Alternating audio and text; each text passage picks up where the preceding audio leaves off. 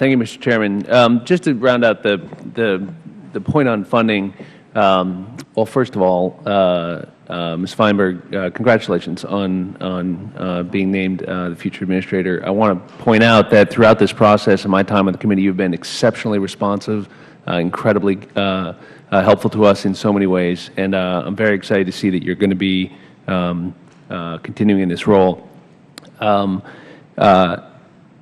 On the point on funding, the point is that in the Grow America Act, you included $800 million for commuter rail systems to help them speed up the implementation of PTC, right? Correct. The point is, it's not just Amtrak we're worried about. We're worried about all kinds of commuter systems that aren't going to have the money to do this on time, right? Correct. In fact, Amtrak's the only one that has their act together on this, right?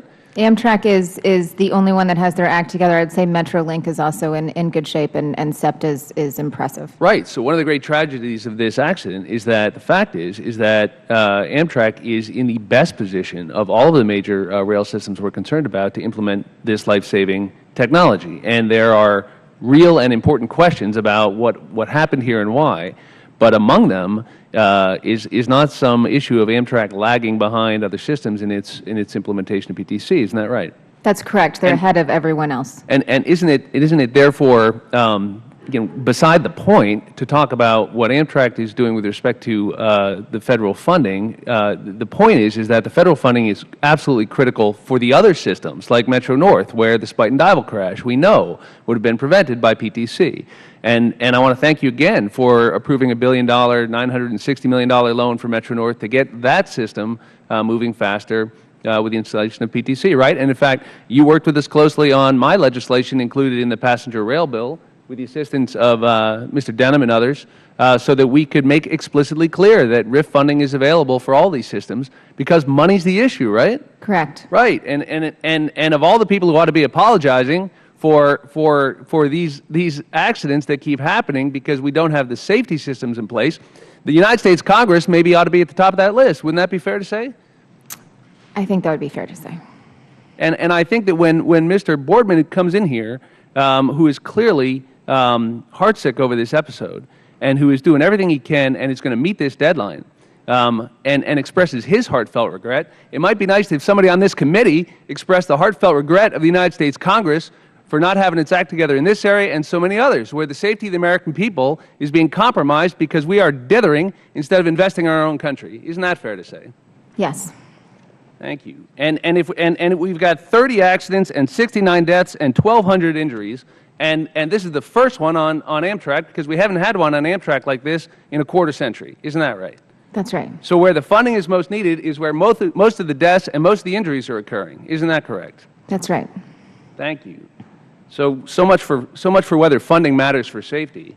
Now, I just have a couple of specific questions, Mr. Boardman. Maybe you can help me out.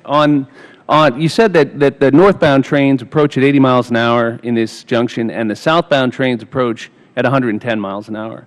And so they installed a system where they knew they had to slow down at least to get to the derailment speed of 98 on the southbound side.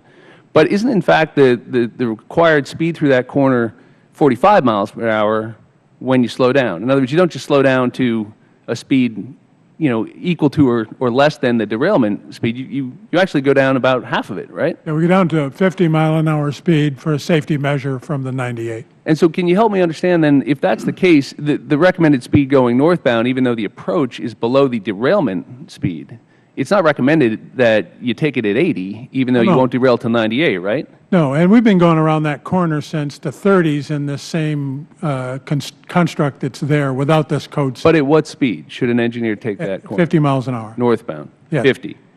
And so it was just an oversight not to put the ATC system there to force the reduction in speed to 50? No.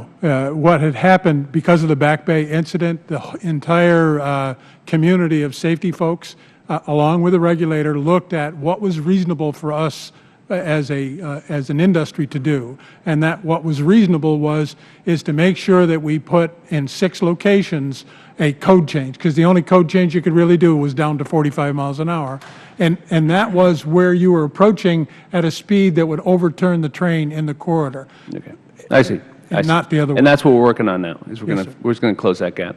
Last question, in just a couple seconds left. Mr. Hart, could you just tell us again in plain English why we don't know whether this operator was on the phone 3 weeks after the accident? You said it was a time zone issue. Can't we just get the records? I mean, do we have the records? And if so, wouldn't we know whether he's on the phone? We do have the records. The engineer was very cooperative. He even gave us the password to his cell phone. So we do have all that. As we peeled the onion, we found more and more complicated issues relating to the fact that the text was on one time zone, the voice is on another time zone, the carrier has all the time zones. So it turned out to be far more complicated than anybody anticipated. But we will be able to determine, Yes. beyond peradventure, whether the phone was being operated at the time of the accident or shortly before. Yes. And when do be you able to coordinate that with a number of different time sources to make sure to verify the accuracy of it, because that's very, very crucial to get that right, obviously. All right. Well, and thank you, sir, for the extraordinary work your agency does. I've seen Thank it you. up close in the Metro North crash, and it's really extraordinary how professional and how efficient you guys are. So thank you all. Thank you. Thank you, Mr. Hart. Ms.